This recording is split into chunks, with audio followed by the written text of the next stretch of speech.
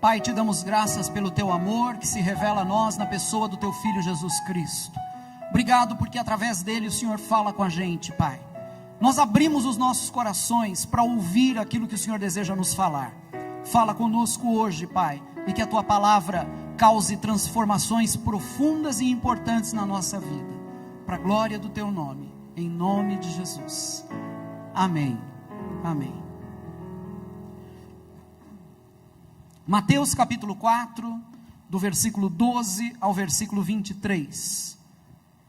O Evangelho diz assim: Quando Jesus ouviu que João tinha sido preso, voltou para a Galileia. Saindo de Nazaré, foi viver em Cafarnaum, que ficava junto ao mar, na região de Zebulon e Naftali, para cumprir o que fora dito pelo profeta Isaías: terra de Zebulon e terra de Naftali, caminho do mar, além do Jordão, Galileia dos gentios. O povo que vivia nas trevas viu uma grande luz. Sobre os que viviam na terra da sombra da morte, raiou uma luz. Daí em diante Jesus começou a pregar: arrependam-se, pois o reino dos céus está próximo. Andando à beira do mar da Galileia, Jesus viu dois irmãos, Simão, chamado Pedro, e seu irmão André. Eles estavam lançando redes ao mar, pois eram pescadores. E disse Jesus: sigam-me, e eu os farei pescadores de homens. No mesmo instante, eles deixaram as suas redes e o seguiram. Indo adiante, viu outros dois irmãos, Tiago, filho de Zebedeu, e João, seu irmão. Eles estavam num barco com seu pai Zebedeu, preparando as suas redes. Jesus os chamou, e eles, deixando imediatamente seu pai e o barco, o seguiram. Jesus foi por toda a Galileia, ensinando nas sinagogas deles, pregando as boas novas do reino e curando todas as enfermidades e doenças entre o povo. Queridos, nós estamos começando um novo ano, e no início desse novo ano, eu acredito que nós podemos retirar desse texto que nós acabamos de ler, alguma coisa muito importante, sobre como nós podemos ganhar uma consciência mais clara do que significa ser cristão. Essa é a pergunta que eu queria trazer para nós, nessa tarde, para nossa reflexão. O que significa ser cristão? Será que ser cristão é ir uma vez por semana à igreja? Será que ser cristão é praticar determinadas listas do que fazer e algumas outras listas do que não fazer? Será que ser cristão significa gostar de determinado tipo de música? Ou então dar apoio político a determinadas figuras? Se ser cristão se limitasse a isso, eu sou muito sincero em dizer a vocês, eu não seria cristão. Eu não comprometeria a minha vida com coisas tão insignificantes como essas. Mas vejam bem, queridos, o texto que a gente leu coloca a questão em termos completamente diferentes. O coração dessa passagem do Evangelho de Mateus que nós lemos, na verdade é uma citação da profecia de Isaías, especificamente os versículos 1 e 2 do capítulo 9 de Isaías. Eu quero ler com vocês, para complementar esse texto, eu quero ler com vocês todo o trecho de Isaías 9, de 1 a 7. E portanto, se você trouxe sua Bíblia, eu peço que você me acompanhe até essa passagem nesse momento. Isaías 9, de 1 a 7. Isaías capítulo 9, de 1 a 7. Peço que prestem atenção na leitura. Diz assim a Escritura: contudo, não haverá mais escuridão para os que estavam aflitos. No passado, ele humilhou a terra de Zebulon e de Naftali, mas no futuro honrará a Galileia dos gentios, o caminho do mar, junto ao Jordão. O povo que caminhava em trevas viu uma grande luz. Sobre os que viviam na terra da sombra da morte, raiou uma luz. Fizeste crescer a nação e aumentaste a sua alegria. Eles se alegram diante de ti, como os que se regozijam na colheita, como os que exultam quando dividem os bens tomados na batalha. Pois tu destruíste o jugo que os oprimia, a canga que estava sobre os seus ombros e a vara de castigo do seu opressor, como no dia da derrota de Midian. Pois toda bota de guerreiro usada em combate e toda veste revolvida em sangue serão queimadas como lenha no fogo.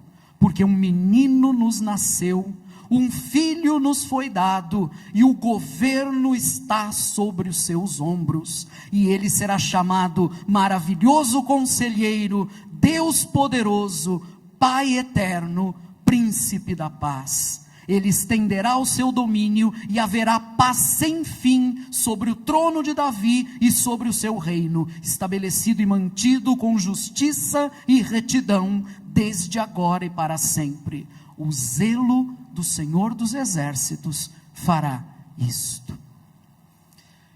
Queridos, a igreja desde muito cedo entendeu que essa passagem da profecia de Isaías fazia referência a Jesus. Logo cedo nós percebemos isso pelo Evangelho, na medida em que o Evangelho de Mateus se refere a essa passagem da profecia, para se referir a Jesus, para falar acerca de Jesus. Nós percebemos que a igreja cedo descobriu que aquela figura que caminhava pela Galileia, aquele homem que morreu numa cruz, e que a fé dos discípulos viu ressuscitar, aquele Jesus foi visto e compreendido como a concretização dessas palavras da profecia de Isaías. E de fato, ele era a concretização dessa promessa. Agora, queridos, se Jesus de fato torna reais essas palavras da profecia de Isaías, se ele é de fato o cumprimento delas, então entendam comigo, ser cristão torna-se algo muito concreto e específico. Ser cristão é tornar-se seguidor de um menino, porque o versículo 6 de Isaías 9 diz: um menino nos nasceu, um filho nos foi dado.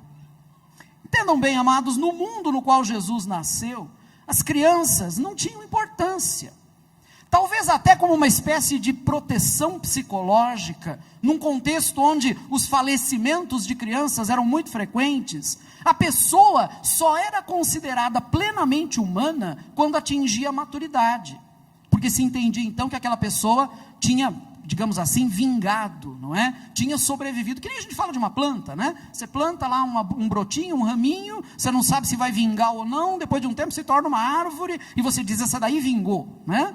Com as pessoas se fazia a mesma coisa. As mortes de crianças na época de Jesus eram tão frequentes, que as famílias nem choravam muito quando morriam, porque estavam habituadas a isso, tinham lá seus 10, 15, 18 filhos, e sabiam que pelo menos um terço ia morrer antes de sair da primeira infância. Então, quando a pessoa se tornava adulta, madura, aí todo mundo dizia, não, aquele lá não é um ser humano completo, porque conseguiu chegar até a maturidade.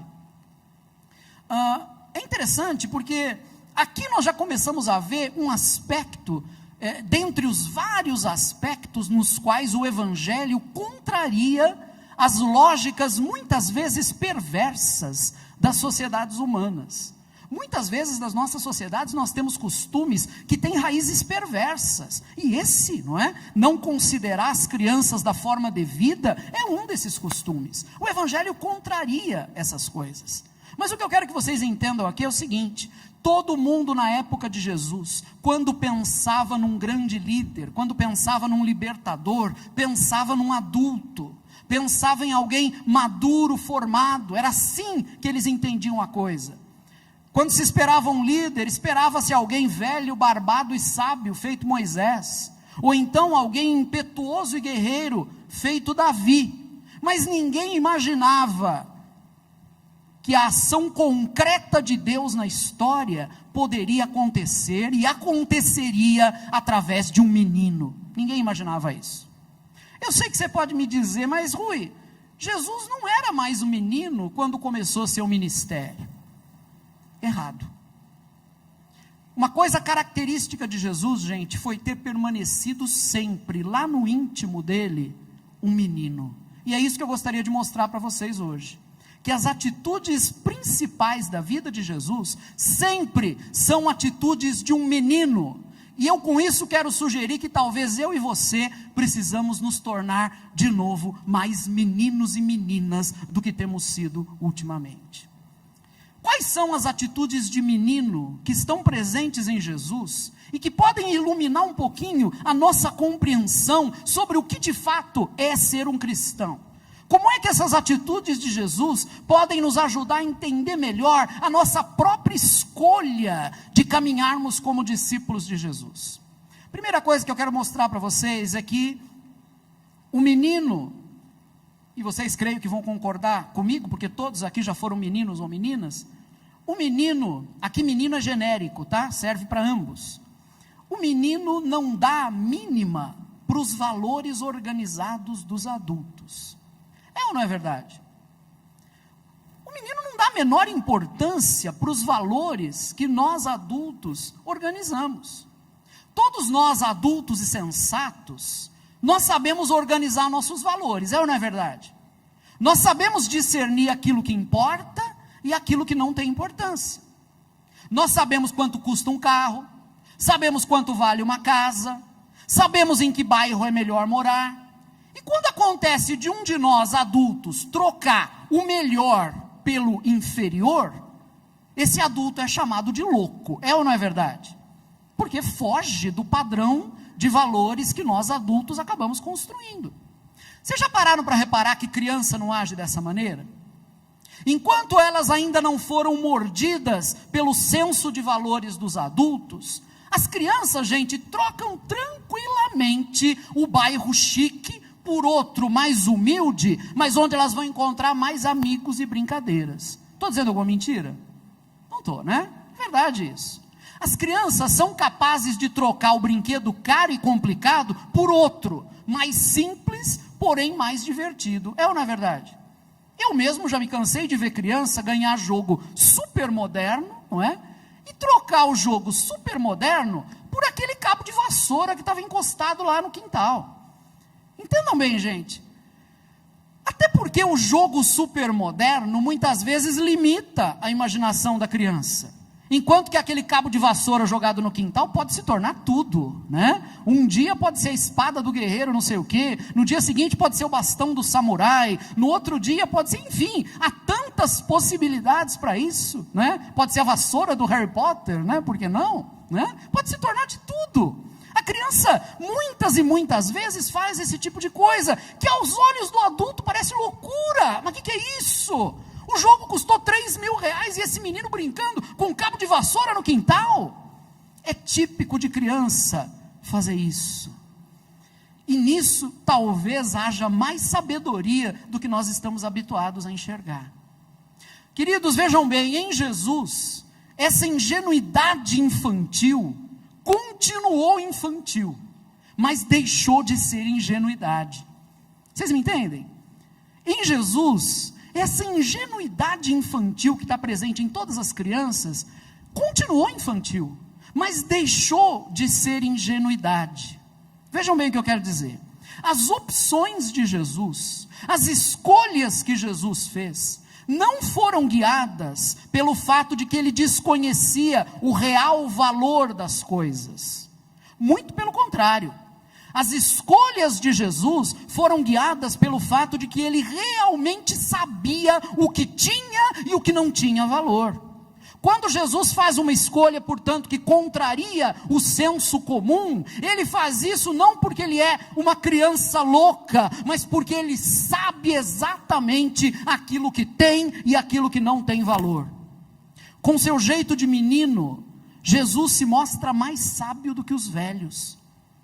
Na verdade, isso acontece, gente, porque Jesus é um menino que, ao crescer, ao se tornar adulto, não foi corrompido pelos valores dos adultos. Jesus se tornou adulto, mas permaneceu simples, feito um menino, e por isso as suas escolhas têm essa qualidade.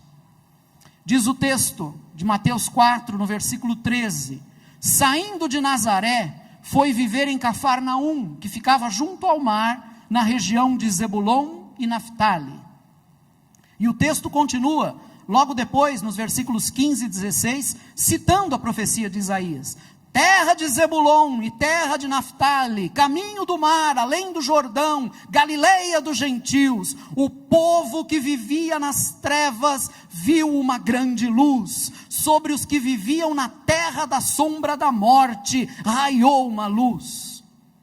Vamos tentar entender isso daqui. Até então, Jesus havia vivido na periferia da sociedade judaica, porque Nazaré da Galileia já tinha esse status. O que era Nazaré da Galileia? Era a periferia da sociedade judaica. Era uma região onde um judeu bem estabelecido, que tivesse condições, não iria escolher morar de jeito nenhum. Mas notem bem, até então, Jesus havia vivido na periferia da sociedade judaica por escolha dos pais dele. Os pais de Jesus o levaram para viver naquele lugar e Jesus viveu ali com eles. Mas agora, quando Jesus está dando seus primeiros passos na vida adulta, que é também a sua vida ministerial, Jesus deliberadamente escolheu a periferia como seu próprio lugar. E eu queria chamar a atenção de vocês para isso. Jesus não apenas escolheu a periferia, Jesus escolheu a periferia da periferia. Se tem gente que acha a periferia ruim, o que você me diz da periferia da periferia? Jesus escolheu a periferia da periferia, porque a Palestina, na época de Jesus, já era a periferia do mundo, e a Galileia era a periferia da Palestina. Então Jesus escolheu deliberadamente a periferia da periferia, para poder estabelecer ali a sua vida e o seu ministério. Por isso o texto diz no versículo 16, o povo que vivia nas trevas, viu uma grande luz. Esse povo da Galileia vivia nas trevas. Que trevas? As trevas da miséria humana, da pobreza, da exploração. Esse povo vivia nas trevas da discriminação cultural, porque os galileus não eram considerados como tendo uma cultura judaica pura. Os judeus lá da Judéia, do sul, achavam que os galileus do norte tinham misturado muitos elementos gregos na sua cultura, e por isso os judeus do sul olhavam com desconfiança para os galileus, como se culturalmente aqueles galileus não fossem judeus puros. Essa discriminação cultural chegava inclusive aos limites da discriminação religiosa. Porque os judeus da Judéia, no sul, achavam que os galileus não eram praticantes fervorosos da lei, que lá a lei não era praticada como se devia. E esse preconceito, algumas vezes, beirava o preconceito racial, a discriminação racial, porque havia judeus que não consideravam os galileus como sendo da etnia judaica. Então notem que aqui nós temos várias camadas de discriminação numa mesma região. Os galileus eram oprimidos pelos outros judeus, eles eram oprimidos pelos romanos que dominavam aquela região, e eles eram oprimidos por si mesmos. Porque vocês sabem, queridos, que quem vive excluído, sempre acha que tem alguma coisa errada com ele, é ou não é verdade? O sujeito é excluído por tantas vezes e por tanto tempo, que a partir de um determinado momento ele começa a acreditar que ele deve ser excluído mesmo. Ele começa a acreditar que deve ter alguma coisa errada nele, que ele não deve ser bom o suficiente. Ele acaba internalizando essa exclusão. Então, na verdade, muitas vezes, esses galileus oprimidos, além de toda essa carga de opressão que carregavam, eles ainda por cima oprimiam a si mesmos, acreditando nos preconceitos que os outros tinham contra eles. Foi essa gente que Jesus escolheu. E toda vez que eu paro, como hoje, diante da verdade desse texto, eu não consigo deixar de me perguntar, e me permitam repartir a minha pergunta com vocês. Hoje, entre nós, onde Jesus se sentiria à vontade? Entendem a minha pergunta? Onde Jesus se sentiria à vontade hoje? Em que reuniões ele se sentiria à vontade? Em que ajuntamentos Jesus se sentiria em casa? Ou então, invertendo um pouquinho a pergunta, hoje entre nós, em quais shopping centers Jesus não teria permissão de entrar? Hoje, em quais shopping centers Jesus seria barrado e revistado para poder ter acesso ao que há ali dentro? Talvez você se pergunte, mas o que isso tem a ver com a gente? Tudo. O versículo 17 diz o seguinte, de Mateus 4, daí em diante Jesus começou a pregar, arrependam-se, pois o reino dos céus está próximo. Gente, vocês sabem que Jesus pregava primeiro com seu estilo de vida, depois com as suas palavras. Primeiro era através da maneira de viver que ele pregava, depois ele falava sobre isso.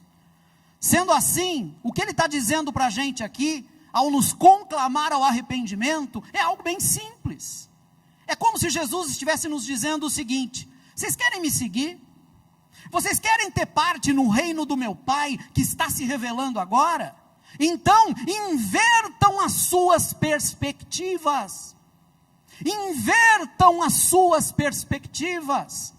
Deixa eu abrir um parêntese para dizer que bela tradução aqui para a palavra arrependam-se, para a expressão arrependam-se. Porque o que é se arrepender? Se arrepender é inverter as perspectivas, é mudar a nossa maneira de pensar, é mudar o nosso eixo de valores. O que é que Jesus nos diz? Vocês querem o reino? Então invertam as suas perspectivas. Vocês construíram as suas vidas sobre determinados sistemas de valores. Pois bem, diz Jesus, eu convido vocês agora a rever todos esses valores. Talvez você pergunte como. Jesus te responde, simples. Aquilo que não tinha importância, aquilo que era considerado com desprezo, aquilo que era deixado de lado, isso tem que se tornar o mais importante a partir de agora. É para essas coisas que nós devemos dar a nossa atenção. Queridos, nós não podemos ser cristãos e continuar a enxergar o mundo com os mesmos olhos de antes. O nosso olhar agora precisa ser o olhar do Cristo. E me espanta muito como essa troca de olhares pode revirar completamente o nosso mundo. Se você trocar sua maneira de olhar, você nunca mais vai assistir os noticiários ou vai ler os jornais da mesma maneira. Entendam bem, quando Jesus escolheu a Galileia, Jesus não apenas comprometeu a vida dele com os excluídos, com as periferias do mundo, Jesus comprometeu também a minha e a sua vida com isso. Não tem condições de seguirmos a Jesus, de dizermos a Jesus que o seguimos, se nós também não encaramos a opção que Jesus fez pelas periferias da vida, porque é ali que Jesus está, e é ali que nós devemos estar também. Não podemos continuar achando que somos cristãos, sem encararmos esse compromisso. Mas eu pergunto, será que nós estamos dispostos a assumir esse compromisso? Porque é isso que significa ser cristão. Então, a gente percebe que, como um menino, Jesus não dá a mínima para os valores organizados dos adultos. Ele inverte essa pirâmide de valores. Mas eu quero prosseguir. Em segundo lugar, eu quero mostrar para vocês que o menino compreende como ninguém o que tem de fato valor na vida. Nós aprendemos isso na experiência de Jesus. O menino compreende como ninguém o que de fato tem valor na vida. Quando nós lemos Mateus 4, versículos 18 a 22, nós encontramos ali o relato do chamado dos primeiros discípulos. Eu quero condensar esse relato na breve passagem do versículo 19, Mateus 4, 19, que diz assim: e disse Jesus, ele está falando aqueles homens ali que estavam lançando suas redes ao mar, e disse Jesus, sigam-me, e eu os farei pescadores de homens. Sigam-me, e eu os farei pescadores de homens. Para aqueles homens, esse chamado teve um significado muito real de troca de vocação. Eles eram pescadores e Jesus estava chamando eles para uma outra atividade. Para nós, gente, no entanto, o texto não tem esse sentido direto. Assim como nós não podemos fazer como eles fizeram, levantar de onde nós estamos e sair seguindo fisicamente Jesus pela vida, não é? Vejam bem, queridos, quando esse texto se dirige a nós hoje, ele não está nos chamando para trocarmos a nossa profissão por outra atividade. Ele não está dizendo que você deve largar sua profissão e se tornar pregador, por exemplo. Trata-se de uma realidade mais profunda que esse texto tenta nos mostrar. O texto nos ensina a olharmos para além das circunstâncias imediatas da vida, para encontrarmos aquilo que de fato tem importância. O texto está nos ensinando isso, a olharmos para além das circunstâncias imediatas da vida, para finalmente identificarmos aquilo que de fato importa. A lógica do adulto é aquela que diz mais ou menos o seguinte: o mais importante na vida é trabalhar, ganhar dinheiro, sustentar-se. É baseado nessa lógica que a maioria de nós traça seus planos de futuro. Isso lembra muito aquele velho diálogo que vocês devem conhecer, não é? Alguém fez uma pergunta para um indivíduo e disse para ele assim: por que você trabalha? E o indivíduo respondeu: ora, para ter dinheiro para comer. Aí o cara, mais uma vez, perguntou: e por que você come? E a resposta foi: ora, se eu não comer, como é que eu vou ter forças para trabalhar? Pode parecer ridículo isso, não é? Mas a maioria de nós vive dentro dessa lógica boa parte das nossas vidas, né? Uns mais felizes, porque têm a sorte de trabalhar naquilo que amam, naquilo que gostam de fazer. Outros talvez nem tão felizes, mas a maioria de nós gira dentro dessa lógica o tempo todo, não é? Nós trabalhamos para poder produzir, para poder ganhar dinheiro, para poder comprar coisa de que necessitamos, e aí para poder continuar nesse círculo nós trabalhamos mais, para comprarmos mais, produzimos mais, para poder adquirirmos mais, e a nossa vida vai se desenhando dessa maneira. Queridos, a gente precisa admitir que essa é uma situação pobre demais. Viver apenas para isso não é viver.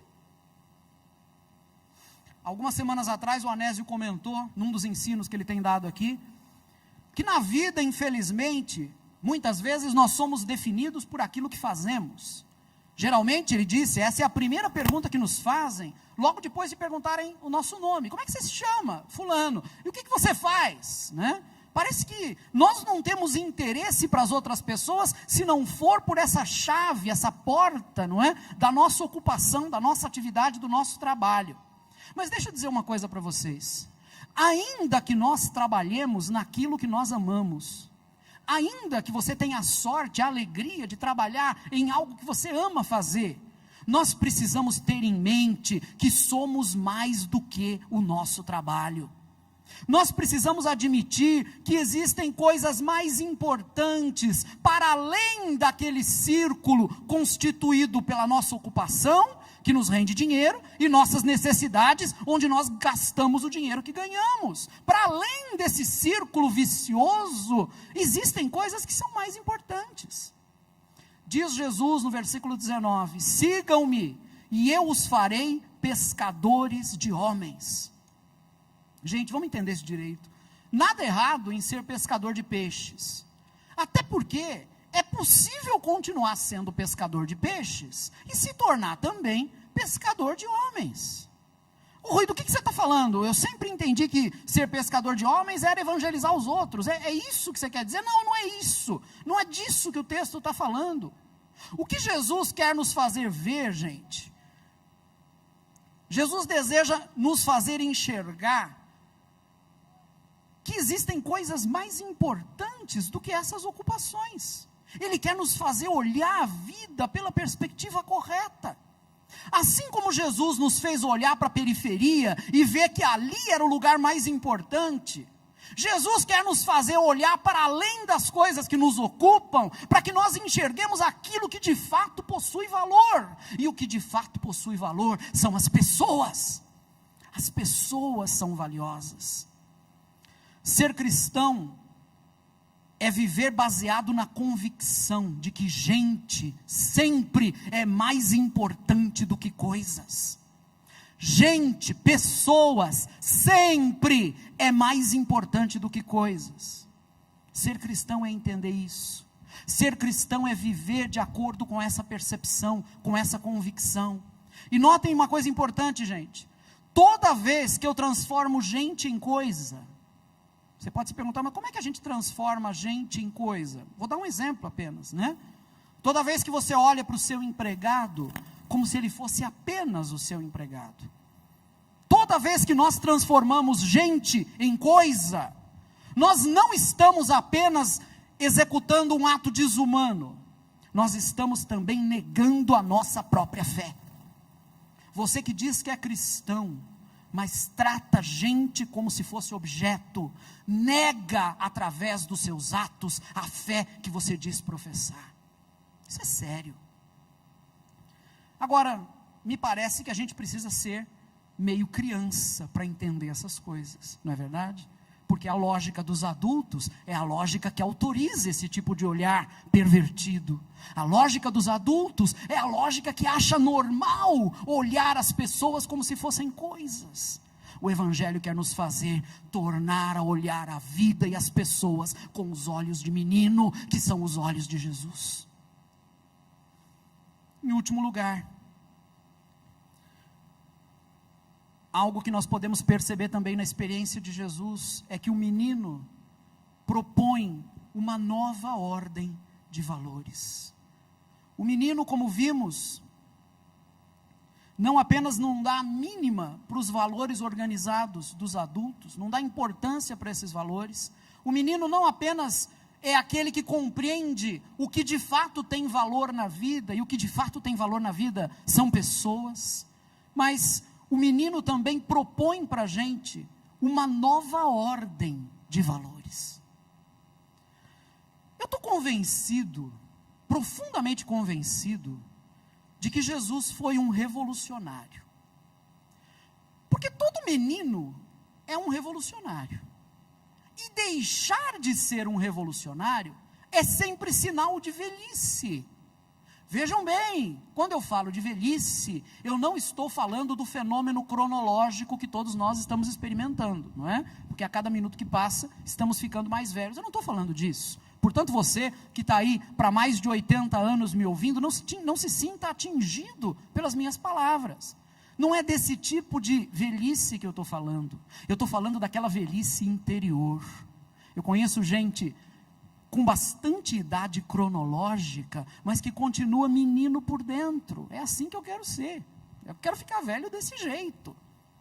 Entendam bem, sinal de velhice é quando nós deixamos de ser revolucionários e nos tornamos conservadores. É verdade, né? Aqueles que ficam segurando as pontas para manter a coisa do jeito que está, para que tudo permaneça, para que nada mude. Isso é sinal de velhice no pensamento, é sinal de velhice no coração. Jesus o tempo todo era daqueles que não apenas criticavam os valores estabelecidos, mas também propunha uma nova ordem de valores. Porque vejam bem, gente, toda revolução sempre tem dois momentos.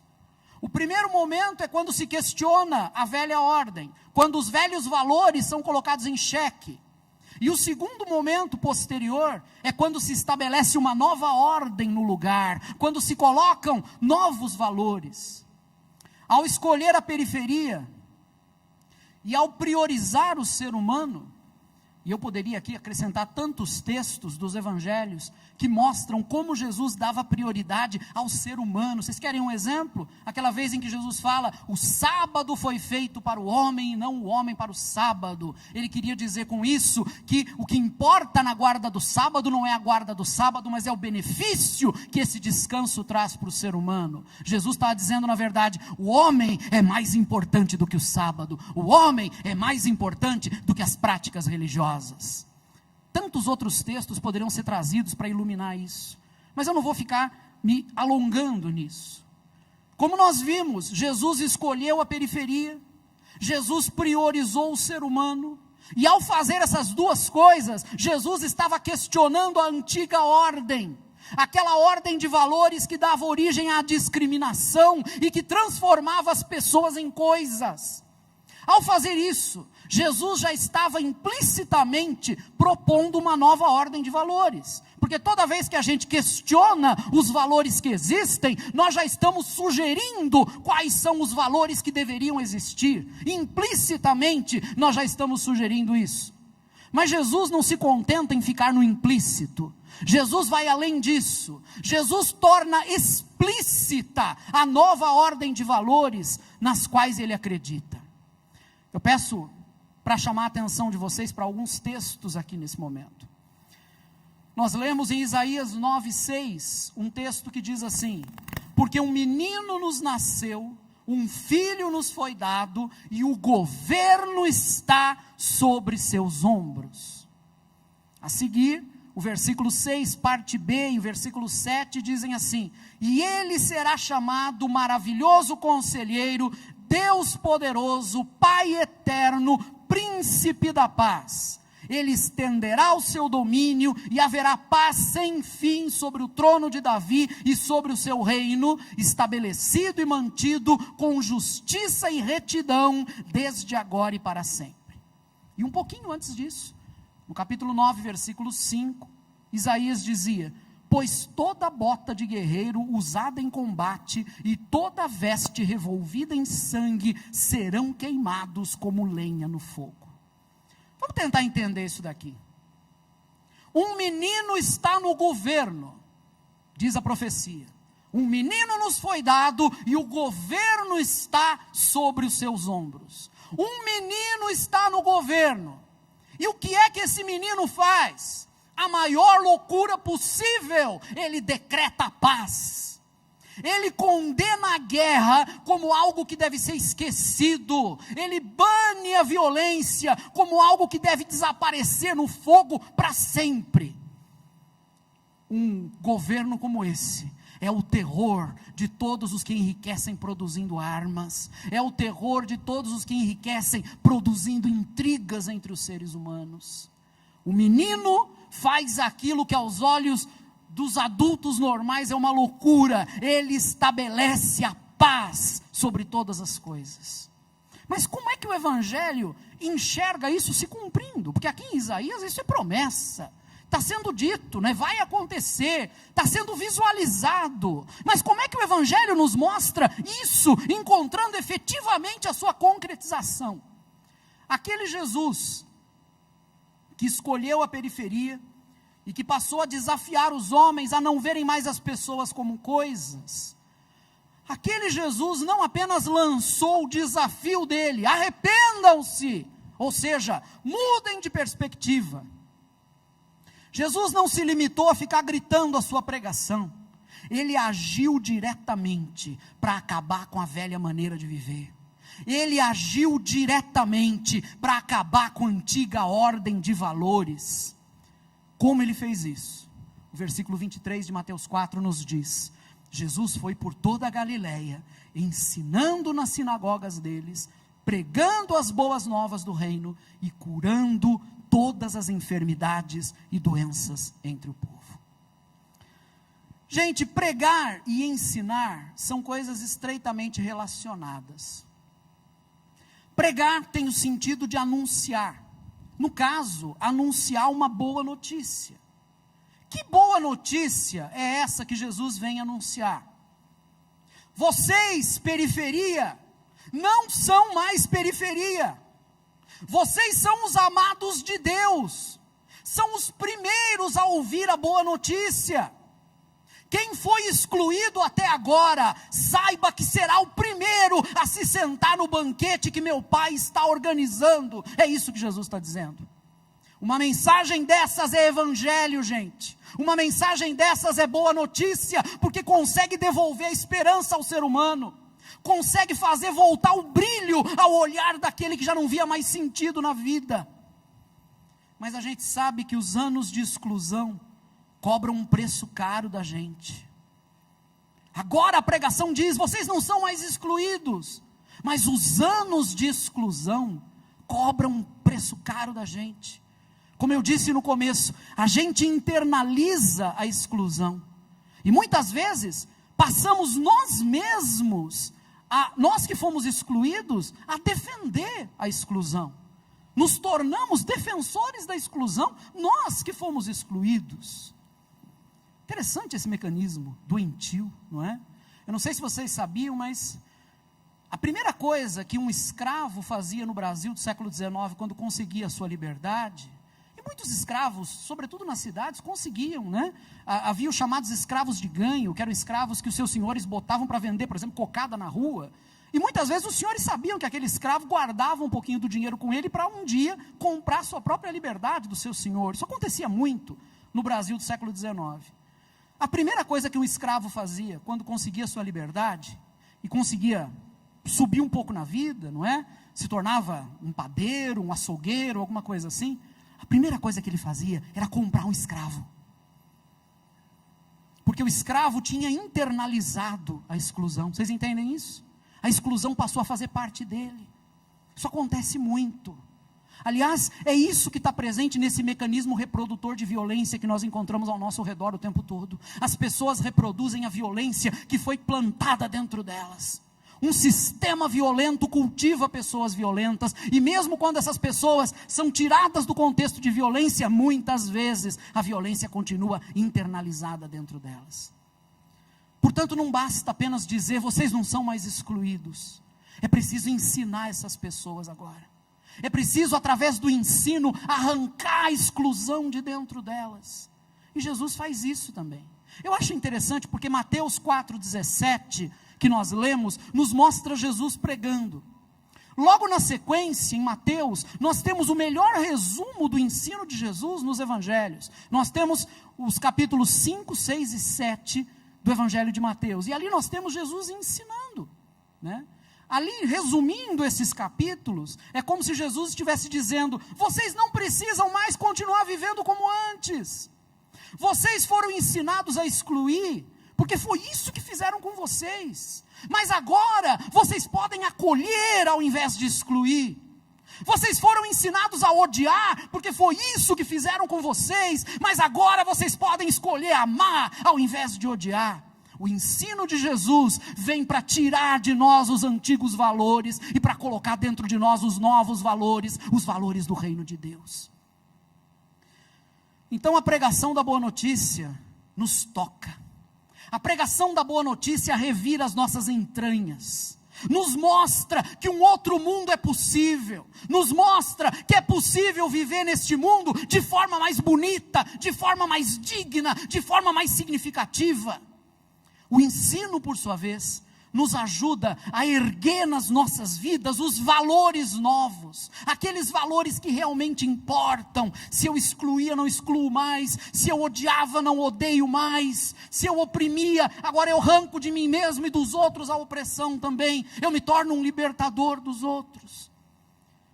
Agora Jesus vai além. Jesus não apenas prega e ensina, mas o texto diz também que Jesus cura.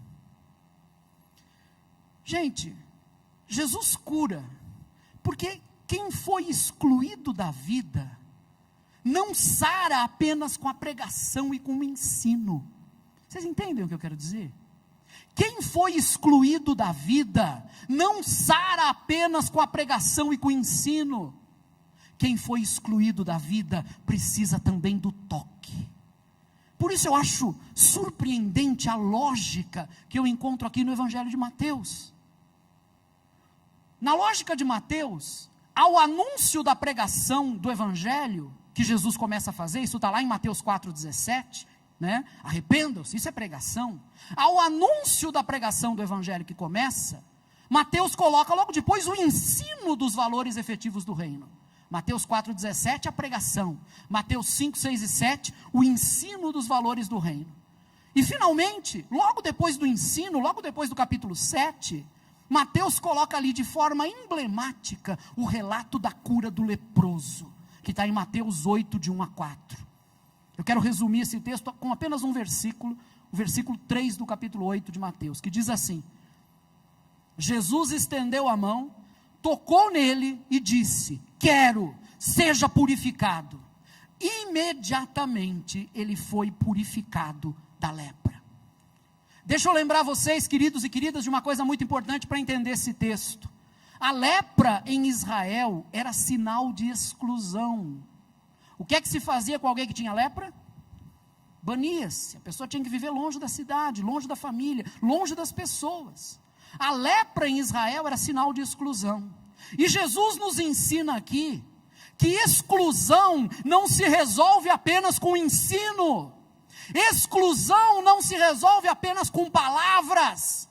Aliás, com toda a boa intenção que eu sei que há por trás disso, deixa eu dizer para vocês, exclusão não se resolve apenas com leis, do tipo, é proibido excluir, nós sabemos, mas a exclusão continua.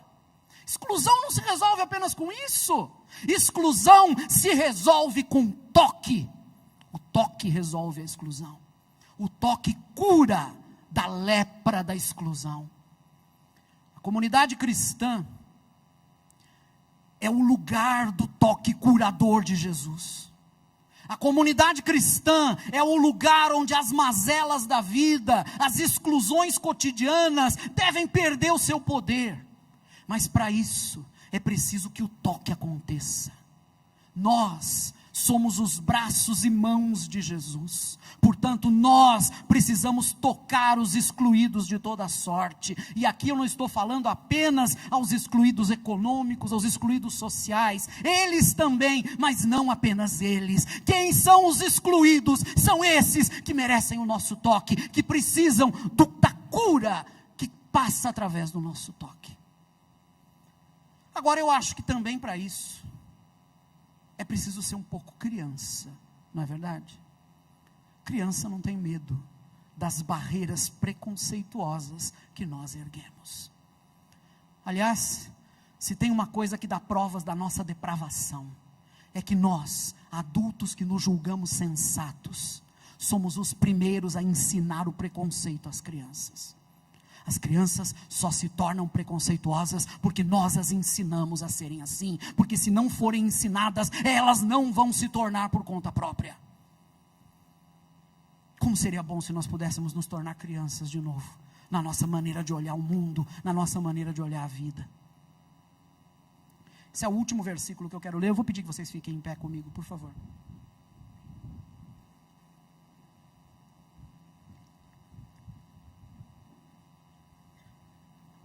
Mateus capítulo 18, versículos 2 e 3. Mateus 18, 2 e 3. Diz assim a palavra: chamando uma criança, colocou-a no meio deles e disse: eu lhes asseguro que a não ser que vocês se convertam e se tornem como crianças, jamais entrarão no reino dos céus. Esse é o chamado do Evangelho para nós hoje, nos tornarmos como crianças. O que isso significa? Sabe, essa pirâmide bem organizada de valores dos adultos, a criança Jesus nos ensina a pôr esses valores abaixo, a destruir essas lógicas e essas prioridades. A criança Jesus nos ensina a olhar a vida enfocando aquilo que de fato tem valor. Para de gastar sua vida atrás de coisas, deixando as pessoas de lado. E principalmente, para de tratar as pessoas como se fossem coisas. O menino, a criança Jesus, nos propõe uma nova ordem de valores. Em troca daquela pirâmide de valores apodrecidos, uma nova maneira de encarar o mundo e de encarar a vida. Queridos, que através da conversão diária, porque conversão é para todo dia, que através da conversão diária, constante, nos tornemos seguidores desse menino que nos foi dado. E como seguidores desse menino, que nós nos tornemos cada dia como crianças, agindo feito crianças, crianças como ele, nós seremos então adultos de verdade, nós seremos adultos não corrompidos, e se nós nos tornarmos adultos assim, Deus vai nos usar como construtores e construtoras de um novo mundo, amém? Vocês creem nisso? Querem se tornar como crianças? Vou convidar você a orar comigo então, porque eu também estou no time dos que precisam se tornar crianças e olhar o mundo com os olhos frescos de uma criança de novo. Vou pedir que você curve a sua cabeça, se você puder, e vou pedir que você faça sua própria oração nesse momento. Daqui a pouco eu me junto a vocês, eu quero tentar expressar o nosso coração comunitariamente, mas primeiro eu peço que você faça isso, e que na sua oração, você peça a Deus que aplique essa palavra na sua própria experiência. Vamos orar agora.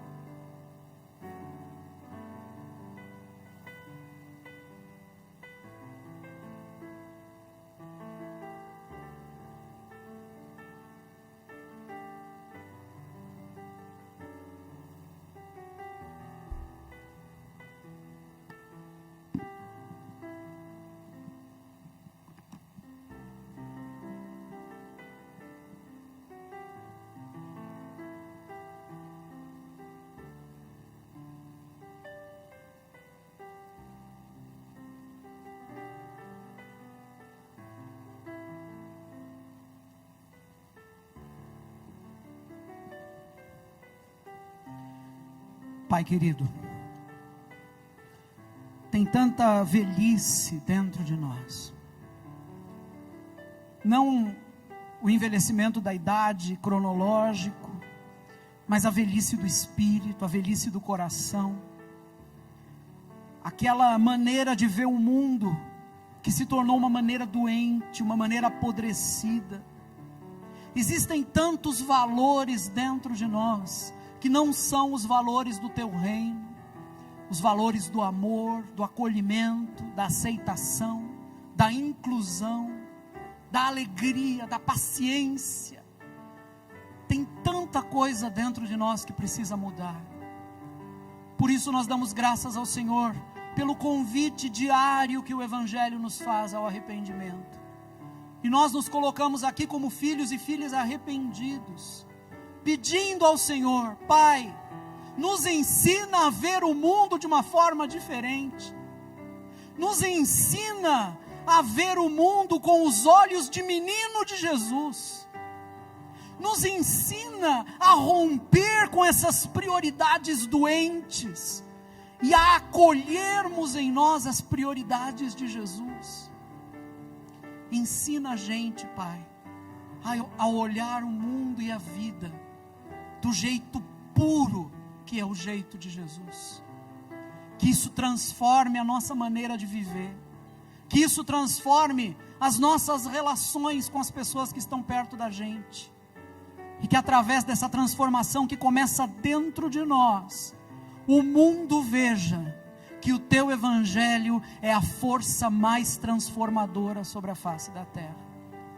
Faz isso em nós, para a glória do teu nome, em nome de Jesus, amém e amém.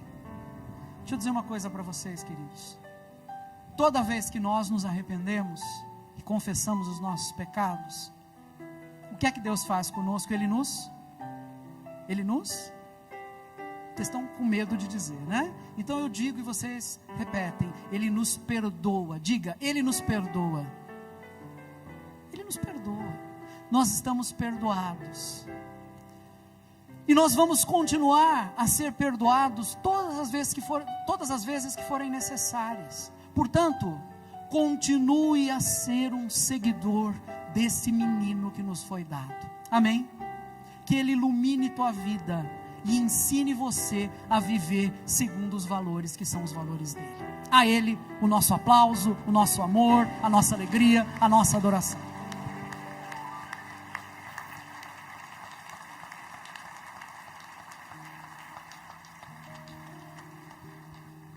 Vocês tenham uma semana fantástica, marcada pela vida e pela presença do nosso Senhor Jesus Cristo. Amém, queridos? Vamos em paz, até domingo que vem, que o Senhor nos acompanhe a todos.